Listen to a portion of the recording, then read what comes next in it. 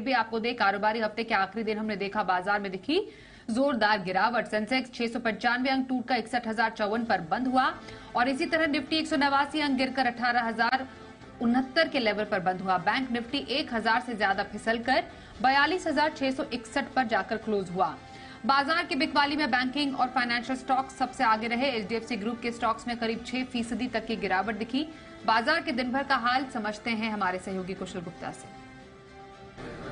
जी, तो global uncertainty के बीच भारतीय बाजार आज गिरावट के साथ ही ट्रेड करते हुए नजर आए और भारी गिरावट, खासकर अगर आप बैंक निफ्टी की बात करें तो आज के दिन में होती हुई नजर आई। करीबन 2.3% गिरकर 1000 अंकों से ज्यादा की गिरावट हमें बैंक निफ्टी में आती हुई नजर आई। जहां तक निफ्टी का सवाल है, यहां पर भी 1% से ज्यादा का कट रहा एंड लार्जली यहां पर जो सेक्टर आज रिस्पॉन्सिबल था वो था private banking space counters. In fact आप देखिए चढ़ने वाले शेयरों में तो कुछ एक तेज होते हुए दिखे थे, जिसमें टाइटन, अल्ट्राटेक सीमेंट, नेस्ले जैसे स्टॉक शामिल रहे, बट बहुत ज्यादा बढ़त इनमें नहीं हुई जितनी ज्यादा गिरावट आपको निफ्टी के अन्य स्टॉक्स पर आती हुई नजर आई। गिरावट का रुझान HDFC bank 6%, HDFC limited 5.5%, IndusInd bank 5%। यहाँ पर भारी गिरावट, भारी बिकवाली का रुझान हमें देखने को मिला और हिंडाल्को भी 2 से 2.5% का कट आया।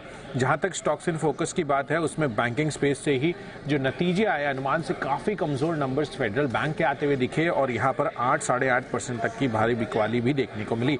Jammu and Kashmir bank, Punjab and Sindh bank, यहां पर भी आपको 5-6% के इंट्राडे में फॉल आते हुए नजर आए। मेटल स्पेस भी पीछे नहीं थे, तो हिंडाल्को के साथ साथ सेल, साथ ही national aluminium, national Nalco, Hindustan copper और एनएमजी जैसे स्टॉक्स पर भी आज हमें दबाव देखने को मिले।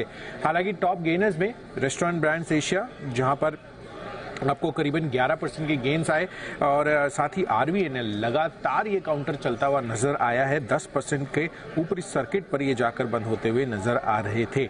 जहां तक टॉप लूजर्स का सवाल है, मन्नप्पुरम फाइनेंस लगातार दूसरे दिन गिरावट की चपेट में आता हुआ नजर आया। ईडी की तरफ से जिस तरह से सिनेरियो बन रहा है यहाँ पर एसेट जब्त करने का, वो कहीं ना कहीं यहाँ पर बड़ा डैम्पनर बनकर निकल कर आ रहा है। एक्सेलर सोल्यूशंस पर भी 11% तक का गिरावट आपको देखने को मिला। तो काफी छोटे मजले शेयरों में मिक्स बैग परफॉर्मेंस थी, पर फ्रंटलाइन जो बैंकिंग काउंटर्स है वहां पर भारी बिकवाली होने के कारण आज ओवरऑल बाजार कारोबारी हफ्ते के आखिरी दिन गिरावट की चपेट में आता हुआ नजर आया। अब देखना है ये कि सोमवार को जब हम वापस लौटेंगे तो बाजार किस कदर ओपन करते हैं एंड मोर इंपॉर्टेंटली कैसी क्लोजिंग आती है।